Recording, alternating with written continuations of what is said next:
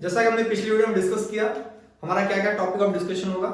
इस वीडियो में हमारा फर्स्ट टॉपिक जो है बेसिक कॉन्सेप्ट है, जिसमें हम देखेंगे कि हमारा कंप्यूटर का ब्लॉक डायग्राम कैसा होता है, कंप्यूटर कैसे ऑर्गेनाइज्ड है और कैसे फंक्शन करता है। ठीक है, ये ऑलरेडी हम लोग कंप्यूटर ऑर्गेनाइजेशन एंड आर्किटेक्चर में पढ़ते हैं और इसका वर्किंग जो होता है हम लोग ज्यादा करके उसमें तो कंप्यूटर सीओए में देख ही लेते हैं, बट ऑपरेटिंग सिस्टम होता है इससे रिलेटेड उसमें देखते हैं, राइट।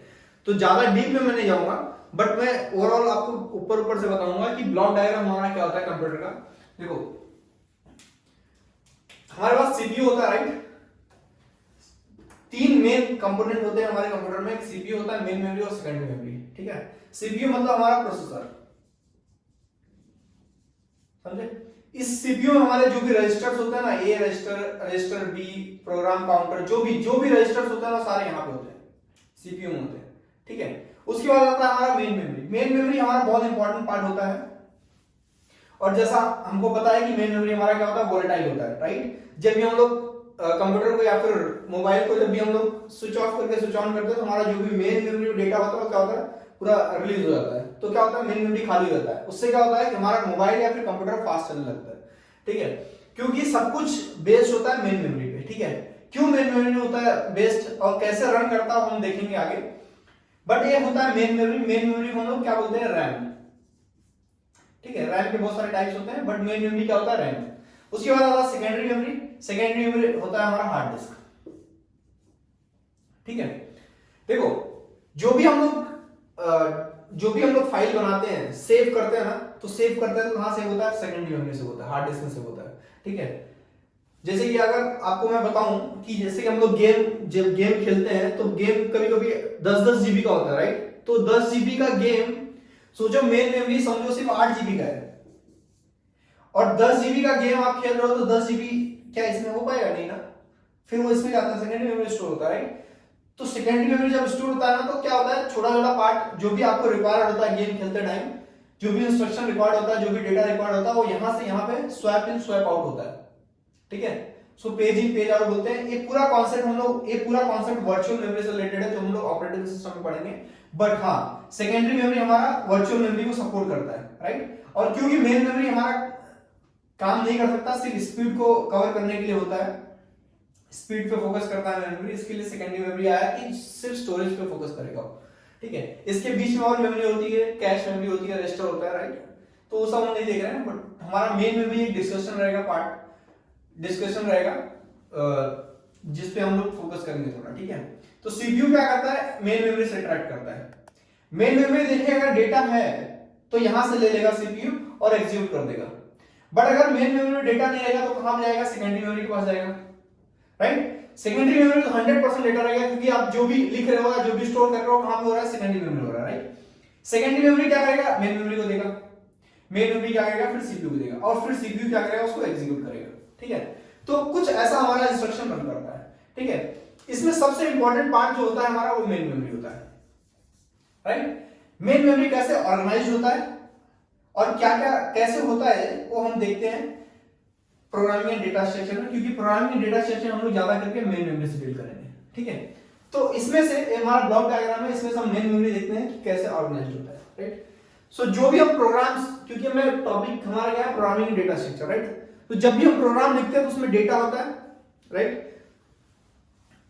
सो प्रोग्राम को अगर मैं डिफाइन करना चाहूं तो program is nothing but program is set of instruction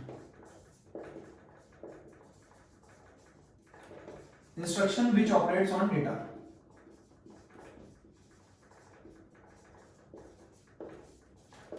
ठीक है, जैसे कि हमें दो नंबर प्लस करना, राइट। तो मैंने लिख दिया c equals to a plus b, दोनों को प्लस करके c में स्टोर कर दो, ये हमारा एक इंस्ट्रक्शन हो गया, राइट। बट वो दो नंबर कौन से हो, डेटा होगा ना, a और b आपको देना पड़ेगा, राइट। तो डेटा आप देंगे, इनपुट हमारा रहेगा, राइट। तो डेटा रहेगा और इंस्ट्रक्शन रहेगा।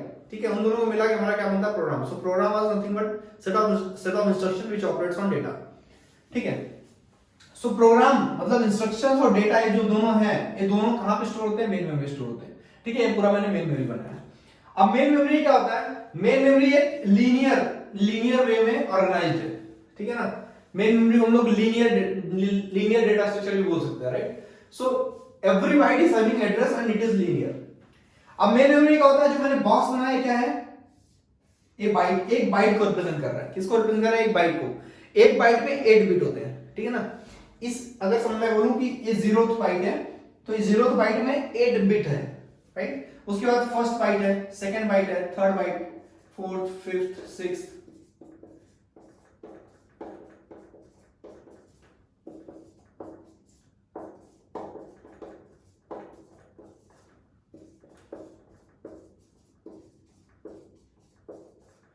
ठीक है। तो अभी यहां तक कितने हैं बाइट? 27 बाइट है, 27 बाइट है। अगर मैं बोलूं कितने बिट है, तो 27 into 8 कितने बिट है, राइट। तो मैं क्या बोलूंगा, मेमोरी जो होता है हमारा, ज्यादा हम लोग उसको क्या करते हैं, या तो बाइट ओरिएंटेड मेमोरी होता है, या तो बिट ओरिएंटेड मेमोरी होता है, या तो बाइट ओरिएंटेड मेमोरी होता है, या तो बिट ओरिएंटेड होता है, ठीक है। तो यहां पे क्या है, बाइट ओरिएंटेड है, ठीक है ना। तो क्या होता है, memory is divided into bytes, मैंने यहां पे लिखा है ना, 0 byte, first byte, second byte, third byte, and every byte is having address and it is linear, है ना। हर एक बाइट के पास अपना एक एड्रेस होता है। जैसे कि 0 में बोलूं तो 0 एड्रेस है 0 बाइट का, 1 बोलूं तो 1 एड्रेस है इसका, इस बाइट का, ठीक है। एक बाइट मतलब ब्लॉक जो रिप्रेजेंट कर रहा है, ब्लॉक नंबर रिप्रेजेंट नहीं कर रहा है, एड्रेस रिप्रेजेंट कर रहा है इस ब्लॉक का, ठीक है ना। हम लोग जब भी कोई इंस्ट्रक्शन फेच करते हैं मेन मेमोरी से, सीपीयू क्या करता है, जब भी मेन मेमोरी से कोई इंस्ट्रक्शन फेच करता है ना, तो सीपीयू के पास एक एड्रेस होता है, उस एड्रेस पे जाके वो इंस्ट्रक्शन को फेच करता है डायरेक्टली, ठीक है ना। तो यहां पे जो मेन मेमोरी होता है, जो डिवीजन मेन मेमोरी का होता है, वो ब्लॉक्स में डिवीजन होता है, और हर एक ब्लॉक के पास अपना अपना एड्रेस हो, ठीक है ना, अपना अपना हर एक ब्लॉक के पास एड्रेस होता है, ठीक है। जैसे इसका एड्रेस क्या है 0, इसका एड्रेस 1 है, इसका एड्रेस 2 है, ठीक है ना। तो ऐसा एड्रेस डिवाइड होता है, और एक स्टैंडर्ड साइज जो मेन मेमोरी होता है वो 64 केबी का होता है, ठीक है ना। कैसे कि आप यहां से करते जाएंगे तो यहां जो आएगा आपको आएगा 6553635, है ना, 65534 एंड सो ऑन, ठीक है ना। ऐसा ऐसा यहां पे रहेगा। तो इसको हम क्या बोलेंगे, स्टैंडर्ड साइज ऑफ मेमोरी। तो अगर आप देखेंगे स्टैंडर्ड साइज क्यों मैं बोल रहा हूं 64 केबी, क्योंकि 0 से लेकर 65535 तक, 0 से लेकर 65535 तक कितने बाइट हो गए, 65536 तक, राइट। 0 से लेकर 65535 तक कितने बाइट हो गए, इतना प्लस 1 0 बाइट, सो 65536 बाइट, है ना, क्योंकि बाइट ओरिएंटेड इसलिए बाइट। अब 65536 को मोस्टली हम क्या बोलते हैं, 2 पावर 16 बाइट। इसको हम लोग दो पार्ट में कर सकते हैं स्प्लिट, 2 पावर 6 इंटू 2 पावर 10, है ना। 2 पावर 6 क्या बोलेंगे हम लोग 64, और 2 पावर 10 को k बोलेंगे, और यहाँ पे b है, राइट। तो इसको हम लोग मेमोरी को इसलिए हम क्या बोलते हैं, standard size of main memory 64 केबी, ठीक है ना। स्टैंडर्ड साइज हम लोग 64 केबी को लेकर बात करेंगे, ठीक है। उससे बड़ा भी होता है, कोई दिक्कत नहीं है, बट मेन मेमोरी की अगर बात होती है, डिवीजन की बात होती है, ऑर्गेनाइज कैसे ऑर्गेनाइज्ड है उसकी बात अगर होगी, तो हमने वो समझा कि कैसे ये सब होता है, राइट। कैसे वर्क करता है मेन मेमोरी, और कैसे स्टोरेज होता है इसमें, ठीक है। तो क्या होता है, memory is byte oriented memory, main memory, every byte is having address and it is linear, ठीक है ना। 8 पॉइंट्स आपको याद रखने हैं। उसके बाद हम देखते हैं कि मेन मेमोरी भी, प्रोग्रामिंग डेटा स्ट्रक्चर में बात करेंगे तो मेन मेमोरी भी 4 पार्ट में डिवाइडेड है, और वो कौन कौन से 4 पार्ट है वो हम लोग यहां पे डिस्कस करते हैं। फिलहाल this is how main memory is organised, ठीक है। इसके बाद मैं इसको रफ करके आपको मैं बताता हूं कि मेन मेमोरी कितने पार्ट्स में डिवाइडेड है, ठीक है। उसके बाद हम जब प्रोग्राम लिखते हैं तो सारे पार्ट्स में क्या क्या होता है और कैसे वो वर्क करता है, ठीक है, वो हम उसके बाद देखेंगे। बट फिलहाल हम देखते हैं कि मेन मेमोरी कैसे डिवाइडेड है।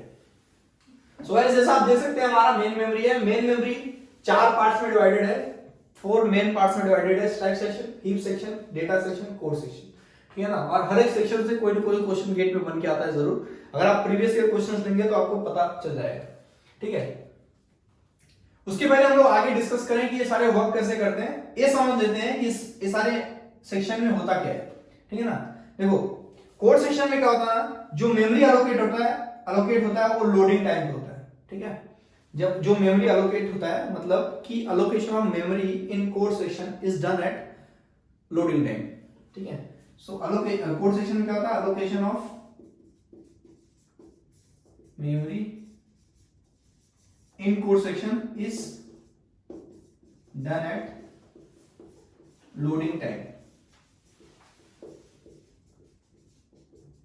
ठीक है। उसके बाद आएगा डेटा सेक्शन। देखो जब भी हम लोग कोई प्रोग्राम लिखते हैं वो प्रोग्राम का एग्जीक्यूटेबल फाइल कोड सेक्शन में आता है लोडिंग टाइम पे, करेक्ट। कोड डेटा सेक्शन में क्या होता है, देखो जब भी हम कोई प्रोग्राम लिखते हैं उसमें दो टाइप के वेरिएबल होते हैं, एक लोकल वेरिएबल होता है, एक ग्लोबल वेरिएबल होता है, राइट। स्टैटिक वेरिएबल एक स्पेशल वेरिएबल है।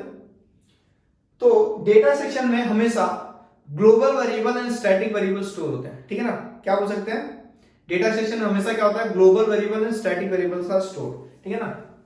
तो हम यहां पर क्या बोल सकते हैं डेटा सेक्शन के लिए, global and static variables are stored in data section of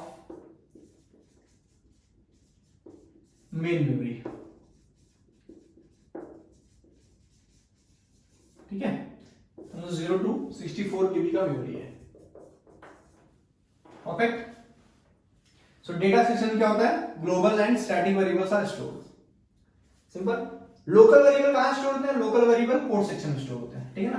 local variable code section में स्टोर होते हैं, ठीक है। उसके बाद आता है स्टैक सेक्शन, ठीक है। स्टैक सेक्शन में क्या होता है, स्टैक सेक्शन में जब भी हम लोग कोई प्रोग्राम एग्जीक्यूट करते हैं ना तो कहां एग्जीक्यूट होता है, स्टोर यहां होता है बट एग्जीक्यूट स्टैक सेक्शन में होता है, ठीक है ना। अब प्रोग्राम का एग्जीक्यूशन डिपेंड करता है कि प्रोग्राम कैसा है।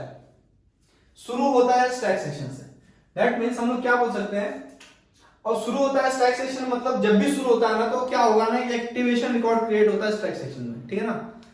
जब भी हम लोग प्रोग्राम को रन करते हैं, प्रोग्राम लिखते हैं, रन जब होता है तो एक्टिवेशन रिकॉर्ड क्रिएट होता है सबसे पहले, ठीक है। और वो एक्टिवेशन रिकॉर्ड कहां क्रिएट होता है, स्टैक सेक्शन में होता है, ठीक है ना। तो स्टैक सेक्शन हम क्या बोल सकते हैं, activation records are created in stack section of memory, ठीक है। अब लास्ट है हीप सेक्शन, ठीक है। हीप सेक्शन की कुछ खास बातें ये है कि हीप सेक्शन को आप डायरेक्टली एक्सेस नहीं कर सकते, ठीक है। आपको हीप सेक्शन अगर एक्सेस करना है तो आपको कोड सेक्शन से स्टैक सेक्शन को एक्सेस करना पड़ेगा, मतलब कोड सेक्शन और स्टैक सेक्शन में बोल सकता हूं कि सिंक में काम करते हैं, राइट। तो यहां पे क्या, जब आप प्रोग्राम लिखेंगे तो उसमें पॉइंटर के थ्रू, उसमें एक पॉइंटर होगा, पॉइंटर के थ्रू आपको हीप सेक्शन एक्सेस करना पड़ेगा, ठीक है ना। तो हीप सेक्शन का जो अलोकेशन होता है, मेन मेमोरी की बात हो रही है ना, तो allocation of main memory in heap section is done eight run time, ठीक है ना। देखो स्टैक सेक्शन में जो अलोकेशन होता है that is done eight compile time, okay. But यहां पे जो हीप सेक्शन में होता है that allocation is done eight run time, ठीक है। कंपाइल टाइम, रन टाइम सब क्या होता है हम लोग बहुत अच्छे से देखेंगे, क्योंकि ये अच्छे से देखना बहुत जरूरी बन जाता है, क्योंकि इस पे क्वेश्चन पूछे जाते हैं, ठीक है ना। बहुत लोगों को पता नहीं कंपाइल टाइम और रन टाइम होता क्या है, तो हम देखेंगे उसको बाद में। बट यहां पे हम बोल सकते हैं कि allocation of memory, code section of memory तो लोडिंग टाइम पे था, but allocation of heap section of memory is done eight heap section of memory is done eight run time,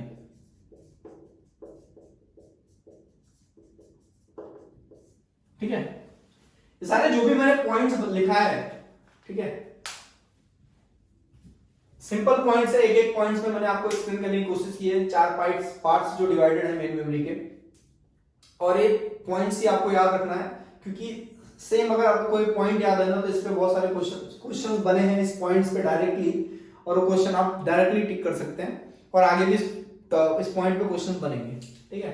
हमने क्या क्या डिस्कस किया, main memory divided into 4 parts, that is code section, data section, heap section, stack section, ठीक है। Code section में क्या होता है, allocation of memory is done at loading time, simple loading, loading time. Data section में क्या होता है कि global and static variables are stored in data section of memory. देखो प्रोग्राम जो होगा ना वो स्टोर यहाँ पे होगा, जो एग्जीक्यूटेबल फाइल होगा प्रोग्राम का वो यहाँ पे स्टोर होगा, बट उस प्रोग्राम में लोकल वेरिएबल हो सकते हैं, ग्लोबल वेरिएबल भी हो सकते हैं, राइट। तो जो उसमें ग्लोबल वेरिएबल होगा वो डेटा सेक्शन में स्टोर होगा और जो लोकल वेरिएबल होगा वो यहीं पे स्टोर होगा। उसके बाद होता है heap section, stack section.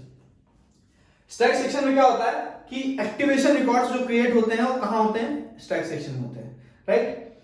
Heap section में जो अलोकेशन होता है हीप सेक्शन ऑफ मेमोरी का वो कब होता है, at run time. We can not access heap memory directly. If we want to access heap memory then we can access it through stack section, है ना, बाय यूजिंग पॉइंटर। ये सारे points थे, इंपॉर्टेंट पॉइंट्स थे main memory के division के, ठीक है। अब मैं एक एग्जांपल के थ्रू आपको समझाता हूं कि कोड सेक्शन, ये सारे 4 पार्ट्स के जो मेमोरी मैंने यहाँ पे बनाए हैं ये कैसे वर्क करते हैं, राइट। उसके लिए मैं इसको रफ कर देता हूं। आई होप कि आपने नोट डाउन कर लिया रहेगा, प्लीज नोट डाउन कर लीजिए क्योंकि इंपॉर्टेंट है। देखो मैं ना एक्सप्लेनेशन के लिए हीप सेक्शन को ऊपर रखता हूं, स्टैक सेक्शन को नीचे रखता हूं।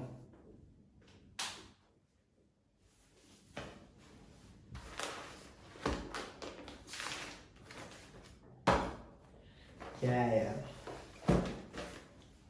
ठीक है। स्टैक सेक्शन मैं नीचे रखता हूं और हीप सेक्शन ऊपर रखता हूं, ठीक है।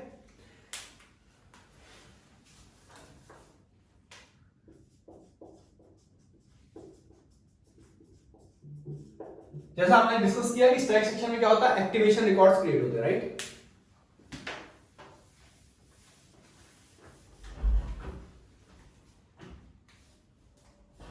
देखो मैंने यहां पे एग्जांपल लिया है और एग्जांपल में मैंने एक प्रोग्राम लिखा है, सी प्रोग्राम, ठीक है ना। क्या है, हैज इंक्लूड स्टडी io.h। क्या होता है, इसको बोलते हैं प्री प्रोसेसर डायरेक्टिव। जब हम लोग फंक्शन पढ़ेंगे तो वहां पे इस कॉन्सेप्ट को अच्छे से देखेंगे कि सब क्या क्या होता है। आई होप कि बेसिक क्लियर हो रहेगा आपका सी का, तो आपको ये पता होगा, ठीक है। तो ये प्रोग्राम क्या कर रहा है कि प्रोग्राम का एग्जीक्यूशन कभी भी कहां से होता है, शुरू मेन से होता है, ठीक है। मेन में क्या है कि वेरिएबल 3 वेरिएबल डिक्लेयर और डिफाइन किए गए हैं।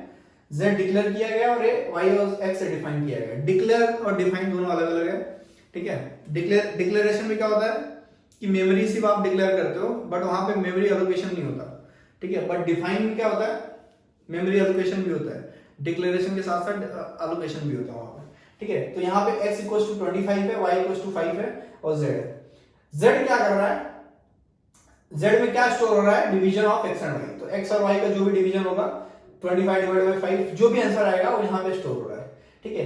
बट ये तो हमें पता है स्टोर हो रहा है, राइट। बट कंप्यूटर को कैसे पता चलेगा स्टोर हो रहा है और ये वर्क कर रहा है। तो ये सी है ना, तो सी का कुछ अपना कुछ एग्जीक्यूशन स्टैंडर्ड होता है, उस हिसाब से उसको एग्जीक्यूट करेगा, ठीक है। कैसे एग्जीक्यूट करेगा वही हम देखेंगे यहाँ पर। और उसके बाद फाइनली जो भी z में वैल्यू आता है यहाँ पे प्रिंट z करता है। बट ये जो डिवीजन ऑफ x, y है, राइट,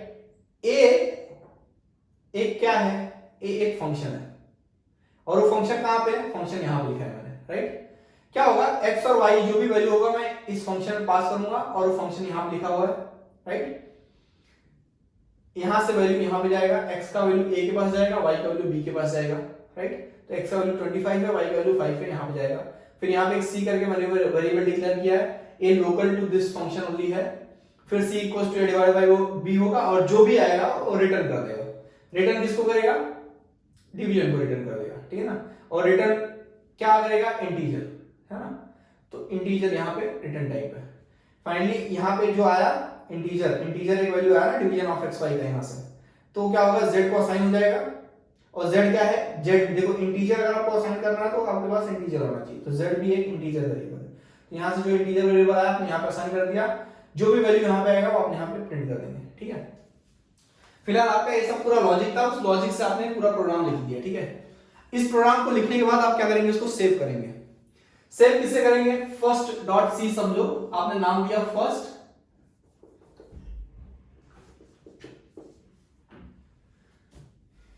फर्स्ट आपने उस प्रोग्राम का पूरा नाम दिया और first.c एक्सटेंशन क्या होता है इसका, .c। फर्स्ट डॉट सी से आपने इस पूरे फाइल को सेव किया, राइट। जब आप इसको सेव करेंगे, ना तो क्या होगा, हार्ड डिस्क मतलब सेकेंडरी मेमोरी, है ना। सेकेंडरी मेमोरी में एक पूरा फर्स्ट डॉट फाइल जाके सेव हो जाएगा।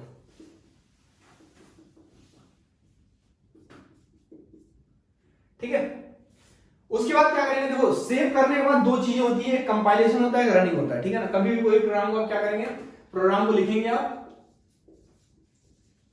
उसके बाद उसको कंपाइल करेंगे, उसके बाद उसको रन करेंगे, राइट। जब आप कोई भी सी प्रोग्राम को सेव करेंगे, प्रोग्राम लिख के, तो डॉट सी एक्सटेंशन के साथ सेव करेंगे, और जब उसको कंपाइल करेंगे तो क्या होगा, मशीन कोड के फॉर्मेट में वो कन्वर्ट हो जाएगा, और उसका एक्सटेंशन जो होगा डॉट ओबीजी फॉर्मेट होगा, और जब उसको रन करेंगे तो डॉट एग्जीक्यूटेबल फाइल बन जाएगा। ठीक है, तो आपने क्या किया, इस प्रोग्राम को सेव करने के बाद फर्स्ट डॉट सी आपने इसको क्या किया, कंपाइल किया। कंपाइल किया तो क्या हुआ है, फर्स्ट डॉट ओबीजी के फॉर्मेट में कन्वर्ट हो गया, है ना। ये क्या रहेगा, ये मशीन कोड रहेगा, मशीन इसको समझेगा। ये तो हमने समझा, राइट, बट ये मशीन थोड़ी समझेगा। ठीक है, कंपाइल करने के बाद इसके जो कंपाइलर होगा, सी कंपाइलर होगा, वो अपने स्टैंडर्ड के हिसाब से जो भी उसकी जिस हिसाब से भी इंप्लीमेंट हुआ रहेगा, वो अपने स्टैंडर्ड हिसाब से इसको डॉट ऑब्जेक्ट फाइल में कन्वर्ट कर देगा, और वो डॉट ऑब्जेक्ट फाइल क्या होगा, मशीन कोड होगा। और जैसा कि मैंने बोला कि लो लेवल लैंग्वेज है सी, तो क्या करता है कि मशीन के साथ ज्यादा काम करता है, मतलब डायरेक्टली मशीन के साथ इंटरेक्ट करने में हेल्प करता है, और फास्ट, इसके लिए सी इंपॉर्टेंट हो जाता है। तो ये first dot object file convert हो गया मशीन कोड, बट ये फाइल हमारे किसी काम का नहीं है, क्योंकि हमने अभी तक कंपाइल किया, रन नहीं किया। कंपाइल करने पर हमें आउटपुट नहीं मिलता। अब हम क्या करेंगे, इसको रन करेंगे। जब रन करेंगे तो ये फर्स्ट डॉट ओबीजी फाइल क्या हो जाएगा, फर्स्ट डॉट ईएक्सी फाइल में कन्वर्ट हो जाएगा। ठीक है, ये क्या होगा, एग्जीक्यूटेबल फाइल होगा।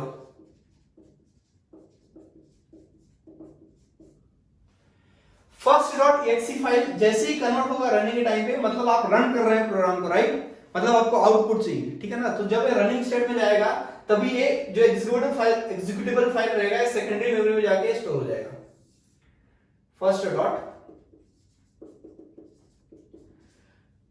एट द सेम टाइम ये एग्जीक्यूटेबल फाइल यहां तो स्टोर होगा ही होगा, बट क्योंकि रनिंग हो रहा है ना, तो ये जाके कोड सेक्शन ऑफ मेमोरी में भी स्टोर हो जाएगा, है ना। समझ रहे हो, देखो क्या होगा ना कि जब यहाँ पे ऑब्जेक्ट फाइल बनेगा, एग्जीक्यूटेबल फाइल जो होगा ना, एग्जीक्यूटेबल फाइल एक ऐसा हो जाएगा, फिर जैसे कि डिवीजन है तो डिवीजन के साथ कुछ इंस्ट्रक्शन आ जाएंगे, राइट। उसके बाद मेन है, तो कुछ तो एग्जीक्यूटेबल फाइल उस हिसाब से बनेगा, राइट। इसको मैं क्या बोल सकता हूँ, फर्स्ट डॉट एक्सी, राइट। ये जाके जब हमने रन किया तो यहाँ पे सेव हो गया। सेम टाइम पे क्योंकि रन हो रहा है तो लोडिंग टाइम, इसको हम क्या बोलेंगे, लोडिंग टाइम पे जो प्रोग्राम होगा फर्स्ट डॉट एक्सी वो यहाँ पे स्टोर होने के बाद साथ साथ यहाँ पे भी हो जाएगा, क्योंकि अब रन हो रहा है। तो ये जो प्रोग्राम है ये यहाँ पे भी स्टोर हो जाएगा, div main, है ना, जो भी इंस्ट्रक्शन डॉट एक्सी फॉर्मेट का। ठीक है, इसमें क्या है, लोकल वेरिएबल, ये पूरे क्वेश्चंस में, राइट, फंक्शन के अंदर जो भी वेरिएबल डिक्लेयर किया जाता है वो क्या होता है, लोकल होते हैं। तो यहाँ पे एक्स वाई जेड 3 वेरिएबल है, लोकल है, लोकल टू मेन, और यहाँ पे सी वेरिएबल है, that is local to division. ठीक है ना, ए और बी भी है, दो भी लोकल है। तो लोकल वेरिएबल फिलहाल यहाँ पे है, तो सारे कहाँ होंगे, कोड सेक्शन में स्टोर होंगे। ठीक है, जैसा कि हमने बताया था कि local variables are stored in code section of memory. Global variable नहीं है तो डेटा सेक्शन ऑफ मेमोरी में कोई एलोकेशन नहीं होगा उसका, फिलहाल ये डेटा सेक्शन खाली रहेगा। अब क्या होगा कि ये एग्जीक्यूट हो रहा है। ठीक है, ये देखो ये फाइल क्या हुआ, ये फाइल यहां पे सेव हुआ, राइट। ये कब होगा, लोडिंग टाइम पे, है ना। मेन मेमोरी में आया, सेव नहीं हुआ, बट मेन सेव तो यहीं पे हो गया था, मेन मेमोरी में यहां पे आया। ठीक है, तो लोडिंग टाइम पे क्या होगा, ये एग्जीक्यूटेबल फाइल यहां पे आ जाएगा। अब क्या करेगा, आप रन करेगा, सीपीयू है ना, इसके साथ सीपीयू इंटरेक्ट करता है, राइट। जब आप रन करते हैं तो फर्स्ट डॉट एक्सी फाइल को कौन रन करेगा, सीपीयू रन करेगा। मेन मेमोरी में, है ना। सीपीयू जब रन करेगा तो सीपीयू किसको रन करेगा, जो भी लोडिंग टाइम पे इंस्ट्रक्शन आए रहेंगे कोड सेक्शन ऑफ मेमोरी में उसको रन करेगा एक एक लाइन करके, ठीक है ना। अब जैसा कि मैंने बताया कि एक एक लाइन करके अगर रन करेगा तो सबसे पहले रनिंग कहां से स्टार्ट होता है, मेन से स्टार्ट होता है ना। कंपाइलर क्या करेगा, सबसे पहले मेन का जो रहेगा लाइन जहां पे मेन रहेगा उसको सबसे पहले एग्जीक्यूट करेगा। तो उसने इसको एग्जीक्यूट किया तो मेन फंक्शन था, तो मेन फंक्शन का एक एक्टिवेशन रिकॉर्ड बन गया, ठीक है। मेन फंक्शन का एक एक्टिवेशन रिकॉर्ड बन गया। अब क्या होगा, अंदर जाएगा देखेगा 3 वेरिएबल डिक्लेयर किए हुए हैं इंटीजर टाइप के, x = 25, y = 5 और z, ठीक है। तो यहां पे क्या करेगा, x = 25 लोकेट करेगा, y = 5 करेगा और z = फिलहाल कुछ नहीं है। मतलब जब आप कोई भी वैल्यू मतलब असाइन नहीं करते कोई वेरिएबल को तो क्या होता है वहां पे सी में गार्बेज वैल्यू, कोई भी गार्बेज वैल्यू स्टोर हो जाता है, राइट। तो यहां पे फिलहाल इसके पास कोई गार्बेज वैल्यू रहेगा। उसके बाद क्या होगा, ए वाला इंस्ट्रक्शन एग्जीक्यूट होगा, ए वाला हो गया, उसके बाद ये होगा। ए इंस्ट्रक्शन जब एग्जीक्यूट होगा तो यहां पे क्या होगा, पहले क्या होता है, राइट हैंड साइड एग्जीक्यूट होता है, राइट। उसके बाद वो असाइन होता है लेफ्ट हैंड साइड के साथ। तो ए वाला इंस्ट्रक्शन में सबसे पहले एग्जीक्यूट होगा, तो डिवीजन ऑफ एक्स वाई मतलब एक और एक्टिवेशन रिकॉर्ड यहां पे क्रिएट हो जाएगा, क्योंकि ये भी एक फंक्शन है। एक्टिवेशन रिकॉर्ड कब क्रिएट होता है, जब भी कोई फंक्शन आप एग्जीक्यूट करते हैं, राइट। तो यहां पे एक और एक्टिवेशन रिकॉर्ड क्रिएट हो जाएगा, किसका, देखो ए वाला जो एक्टिवेशन रिकॉर्ड क्रिएट हुआ किसका हुआ, मेन का हुआ। ए वाला जो क्रिएट हुआ किसका हुआ, डिवीजन का हुआ, है ना। अब डिवीजन में क्या है, दो वेरिएबल है ए और बी, ए है और बी है, ठीक है। देखो यहां से x और y आपने पास किया था ना, x का वैल्यू 25 था, y का वैल्यू 5 था। तो पहला 25 पहले को जाएगा a को, दूसरा 5 दूसरे को जाएगा b को। तो यहां से 25 a को गया और b के पास कितना आया, 5 आया। तो 25 a के पास आया और b के पास कितना आया, 5 आया, राइट, है ना। ये हो गया। उसके बाद c करके एक वेरिएबल हमने बनाया था, डिक्लेयर किया, तो c एक वेरिएबल डिक्लेयर हो गया। c में क्या हो रहा है, a डिवाइड बाय b हो रहा है। तो a क्या है, 25 डिवाइड बाय 5 कितना आएगा, 5। वो स्टोर हो जाएगा इसमें c में, तो c में स्टोर हो गया। उसके बाद क्या करेगा, इस फंक्शन का काम क्या करना है, रिटर्न कर देना c। जैसे ही ये वेरिएबल रिटर्न करेगा क्या होगा, एक्टिवेशन रिकॉर्ड जो भी वैल्यू रहेगा, c को रिटर्न कर रहा है ना, तो c को रिटर्न किससे कर रहा है, किसे कर रहा है, e से कर रहा है, राइट। इस फंक्शन को कर रहा है। ये फंक्शन कहां से आया था, मेन से आया था। इसका मतलब ये जो c वैल्यू है ना, रिटर्न हो जाएगा इसके पास, और ये किसको असाइन कर देगा, z को असाइन कर देगा। तो c z के पास कितना आ जाएगा, 5 आ जाएगा।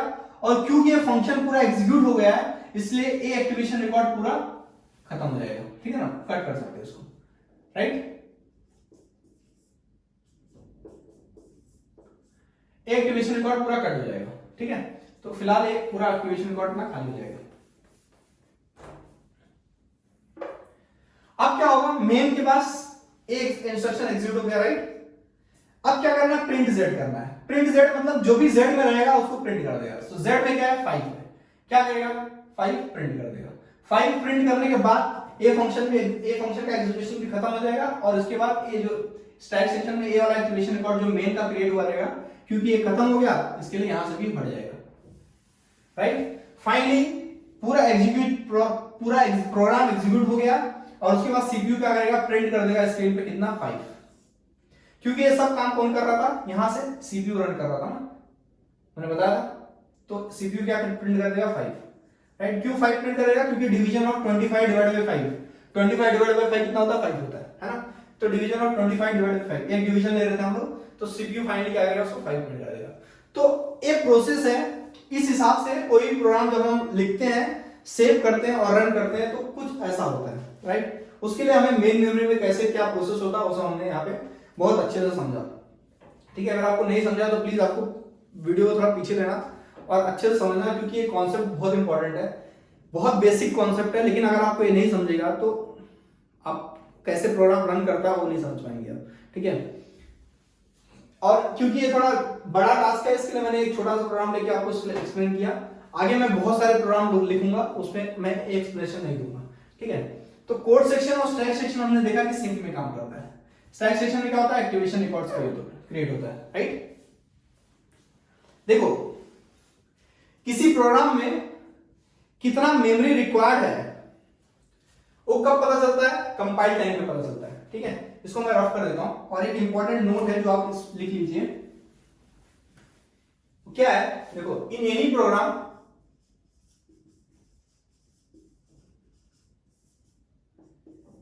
how much memory is required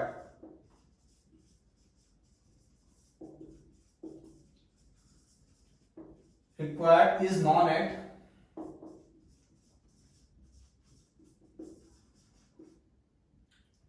at compile time। जैसा कि मैंने बताया कंपाइल और रनिंग, तो कंपाइल टाइम पे क्या होता है कि कितना मेमोरी चाहिए इस प्रोग्राम को, वो कब पता चलता है? कंपाइल टाइम पता चलता है। क्योंकि कंपाइलर क्या करता है, उस प्रोग्राम को पूरा स्कैन करता है। स्कैन करता है तो क्या करेगा? कीवर्ड फाइंड करेगा। समझो कि इंटीजर यहां पे फाइंड आउट किया, तो इंटीजर को 4 बाइट एलोकेट करता है, राइट? कंपाइलर क्या करता है? इंटीजर को 4 बाइट एलोकेट करता है सी में। तो 4 बाइट इंटीजर देखा तो 4 बाइट एलोकेट करेगा। कितने वेरिएबल है? एक्स, वाई और यहां पे एक जेड, 3 वेरिएबल है, राइट? तो 3 वेरिएबल के लिए 4 4 3 12 बाइट एलोकेट करेगा। 12 बाइट मतलब उसको समझेगा कि 12 बाइट चाहिए, मेन में 12 बाइट चाहिए, राइट? और उसके बाद जब डिवीजन नेक्स्ट मतलब ये जो मेन का एक्टिवेशन रिकॉर्ड क्रिएट होगा उसके लिए कितना चाहिए हमें? 12 बाइट चाहिए। उसके बाद डिवीजन का जो एक्टिवेशन रिकॉर्ड क्रिएट होगा उसमें कितना बाइट चाहिए? 4 4 8 4 12, है ना? 3 वेरिएबल है ना, और तीनों इंटीजर टाइप है, और मैंने एज्यूम किया इंटीजर कितना 4 बाइट ले रहा है, तो कितना होगा? 12 बाइट। तो इसका मतलब यहां पे हमने देखा है कि 2 एक्टिवेशन रिकॉर्ड क्रिएट हुए थे। दोनों एक्टिवेशन रिकॉर्ड का साइज डिपेंड करेगा कि वेरिएबल का साइज क्या है ना? कितना मेमोरी चाहिए था। तो जब कंपाइल टाइम पे हमें पता चला था ऑलरेडी हमें कितना मेमोरी चाहिए, राइट? तो यहां पे अब क्योंकि रनिंग जब करेंगे हम लोग, प्रोग्राम को रन करेंगे, तो यहां पे मेमोरी एलोकेट होगा, राइट? कंपाइल टाइम में सिर्फ इतना पता चलता है कि कितना मेमोरी चाहिए आपको। रनिंग टाइम पे आपका मेमोरी का एलोकेशन होता है, सिंपल। तो यहां पे मैं लिख देता हूं how much memory is required at non eight compile time and memory allocation is done eight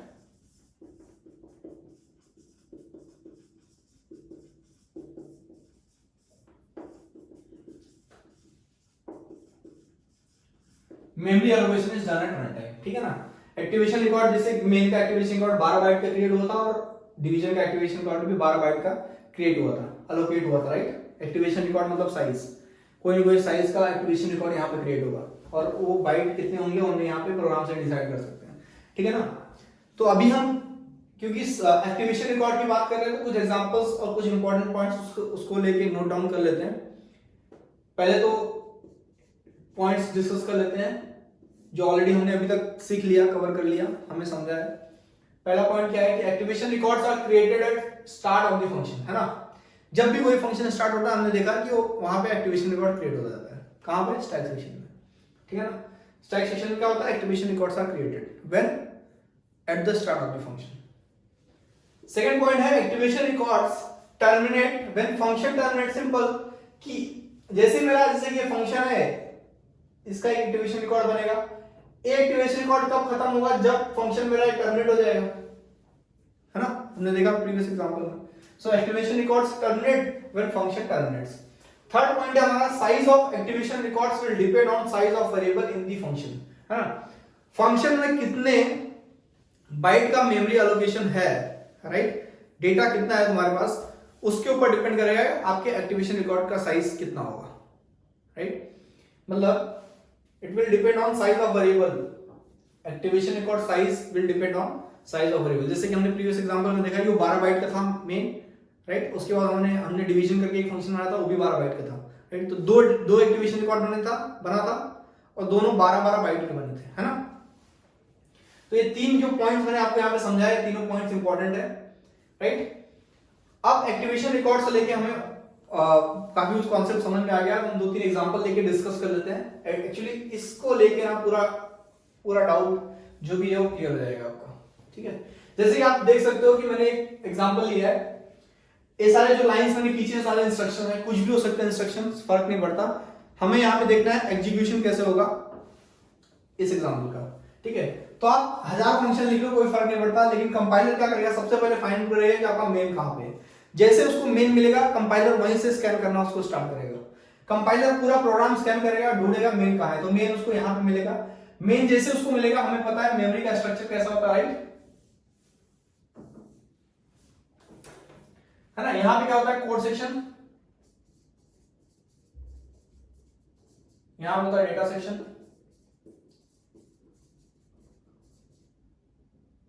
stack section and then heap section, right. 4 section हमारे पास मेन मेमोरी के हैं, हमें पता है ऑलरेडी, ठीक है ना। तो समझो कि उसको मेन मिला, उसने इंस्ट्रक्शन को एग्जीक्यूट करना शुरू किया, जैसे उसको एक फंक्शन मिलेगा वैसे ही एक्टिवेशन रिकॉर्ड क्रिएट हो जाएगा। जैसे मैंने आपको बताया, activation record are created at the start of the function. तो जैसे उसको यहाँ पे मेन मिलेगा, वो क्या करेगा, एक्टिवेशन रिकॉर्ड करेगा, किसके नाम से, मेन के नाम से, राइट। यहाँ पे एक मेन के नाम से एक एक्टिवेशन रिकॉर्ड क्रिएट हो जाएगा। इस एक्टिवेशन रिकॉर्ड का साइज डिपेंड करेगा साइज ऑफ वेरिएबल पे, उस फंक्शन में कितने क्या साइज ऑफ वेरिएबल है उसका, बट यहाँ पे हमें कुछ भी हो सकता है, उसके ऊपर डिपेंड करेगा, राइट। हमने लिया नहीं है, कॉन्सेप्ट समझ गया हमें, बट किस साइज ऑफ वेरिएबल डिपेंड करेगा। क्या करेगा कि इस पूरे फंक्शन को, पूरे इंस्ट्रक्शन को लाइन बाय लाइन एग्जीक्यूट करेगा। उसके बाद आएगा एक फंक्शन फर्स्ट, एक बार उसके बाद एक इंस्ट्रक्शन उसको मिलेगा, वो इंस्ट्रक्शन क्या बता रहा है, फंक्शन बता रहा है कि भाई फर्स्ट वाला जो फंक्शन है कहीं पे उसको कॉल करो। तो कंपाइलर क्या करेगा, पूरा स्कैन करके रखेगा पूरा प्रोग्राम, उसको पता है फर्स्ट कहां पे है फंक्शन, तो उसको मिल जाएगा यहाँ पे, ठीक है ना। क्योंकि एग्जीक्यूशन किस पे हो रहा है, रन टाइम पे हो रहा है। ये पूरा जो कोड रहेगा ना, इसका एग्जीक्यूटेबल फाइल आपके कोड सेक्शन में स्टोर हो जाएगा, है ना। तो फिर हम रन करेंगे तो कोड सेक्शन से रन करना शुरू करता है स्टैक सेक्शन में, है ना। तो सबसे पहले मेन एग्जीक्यूट होगा, तो मेन का एक्टिवेशन रिकॉर्ड क्रिएट हुआ। Activation record size will depend on size of variable, simple. First उसके बाद आया, तो फर्स्ट यहां पे आएगा। जैसे उसने देखा यहां पे फिर से एक फंक्शन मिला, तो फिर से एक एक्टिवेशन रिकॉर्ड क्रिएट हो जाएगा फर्स्ट के नाम से, है ना। फिर से एक्टिवेशन रिकॉर्ड क्रिएट हो जाएगा फर्स्ट के नाम से। अब क्या करेगा, फिर से उसके अंदर की जो भी लाइंस है उसको एग्जीक्यूट करेगा।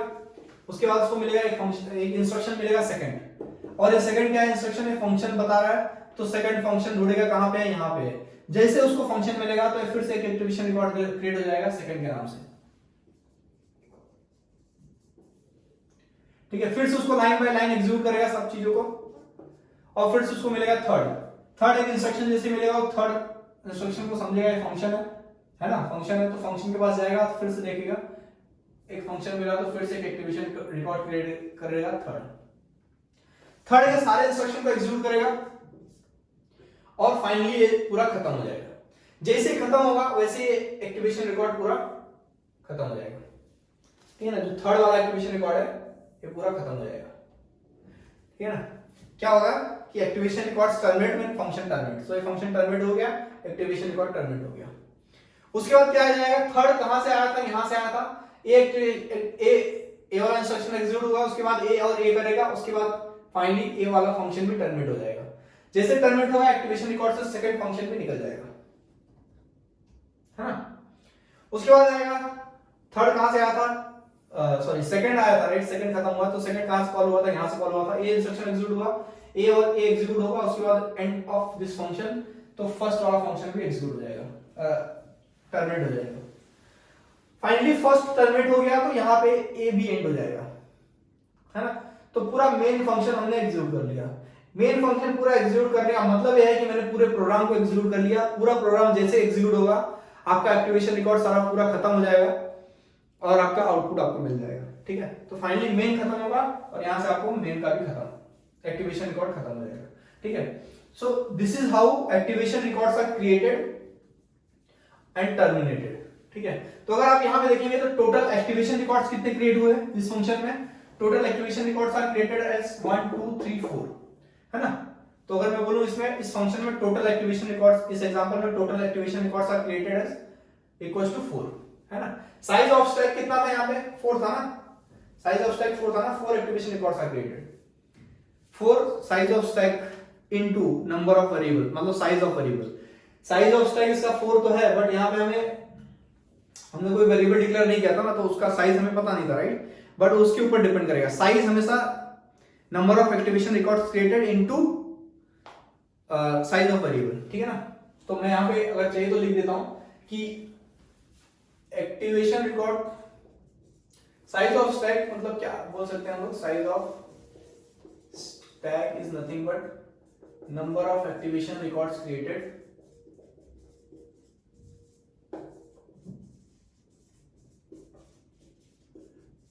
into number of activation record created into size of function. Size of function मतलब साइज ऑफ वेरिएबल, तो यहां पे मैं लिखता हूं साइज ऑफ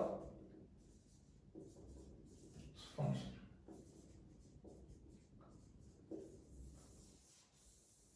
ठीक है, सो इस एग्जांपल में टोटल एक्टिवेशन रिकॉर्ड कितने थे? 4 थे, साइज ऑफ स्टैक 4 था। एक एग्जांपल और मैंने यहां पे लिखा हुआ है, उसमें आप देख सकते हो मेन एग्जीक्यूट हो रहा है, राइट?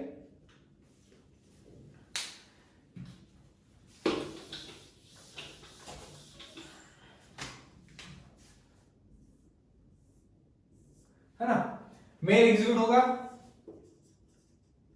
उसके बाद ए आएगा, उसके बाद बी आएगा, उसके बाद सी आएगा, उसके बाद डी आएगा, है ना। फाइनली डी खत्म होगा, एक्टिवेशन रिकॉर्ड खत्म होगा, सी खत्म होगा, B, A, main, right. So total activation records कितने क्रिएट हुए? 1 2 3 4 5 and size of stack is nothing but 5 into size of function, size of activation record, size of stack मतलब 5, right? 5 activation records created into size of function, तो function का size जो भी रहेगा वो multiply हो जाएगा। फिलहाल यहाँ पे हम assume करके चल रहे हैं 1 है, तो therefore this is 5। देखो एक एग्जांपल यहाँ पे लिखा है मैंने, देखो क्या हो रहा है यहाँ पे, मेन एग्जीक्यूट हो रहा है, मेन किसको कॉल कर रहा है? एक फंक्शन है डी, उसको कॉल कर रहा है, राइट? तो यहां पे पहले क्या होगा? एक्टिवेशन रिकॉर्ड किसका क्रिएट होगा? मेन का क्रिएट होगा। उसके बाद वो किसको कॉल कर रहा है? डी को कॉल कर रहा है, तो डी वाला क्रिएट होगा, राइट? फाइनली पहले डी खत्म होगा, उसके बाद जाएगा ए पे, है ना। तो डी खत्म होगा पहले, उसके बाद जाएगा किस पे? ए पे जाएगा, तो फिर ए वाला फंक्शन यहाँ पे एक्टिवेशन रिकॉर्ड यहाँ पे बन जाएगा, राइट? उसके बाद ये किसको कर रहा है? सी को कॉल कर रहा है, तो सी वाला यहाँ पे जाएगा। फाइनली ये जब खत्म होगा तो एक किस पे जाएगा? बी के पास जाएगा, तो यहाँ पे बी का एक्टिवेशन रिकॉर्ड क्रिएट हो जाएगा, है ना। तो अगर आप यहाँ पे देखेंगे तो साइज ऑफ एक्टिवेशन रिकॉर्ड कितने हैं? 3 है, 1 2 3 and size of stack is also 3, right? Into size of function, ठीक है। तो size of function by default हमने मान लिया है, तो इसका साइज ऑफ स्टैक कितना है? 3 है, ठीक है। सो आई होप आपको पूरा एक्टिवेशन रिकॉर्ड से related memory allocation main memory में कैसे होता है कोई भी प्रोग्राम का, वो आपको बहुत अच्छे से समझ गया रहेगा, राइट? और जो भी मैंने इंपॉर्टेंट नोट पॉइंट्स लिखवाए हैं बहुत इंपॉर्टेंट है, प्लीज आप उसे नोट डाउन कर लेना, क्योंकि जैसा मैंने बताया कि सारे नोट पॉइंट्स पे ही क्वेश्चंस पूछे गए हैं, ठीक है। अगर आप खुद से क्वेश्चंस को सॉल्व करेंगे तो आपको समझेगा कि सारे जो नोट पॉइंट्स मैंने यहाँ पे लिखवाए हैं, इसके पहले भी और अभी भी, ये सारे पॉइंट्स इंपॉर्टेंट है और सारे पॉइंट्स पे क्वेश्चंस बनाए, ठीक है। So this is all about basic concept and understanding of C programming, ठीक है, कि वो कैसे हमारा एग्जीक्यूशन कैसे होता है नॉर्मली कोई भी सी प्रोग्राम का, ठीक है, और स्टोरेज कैसा होता है उसका। Thank you.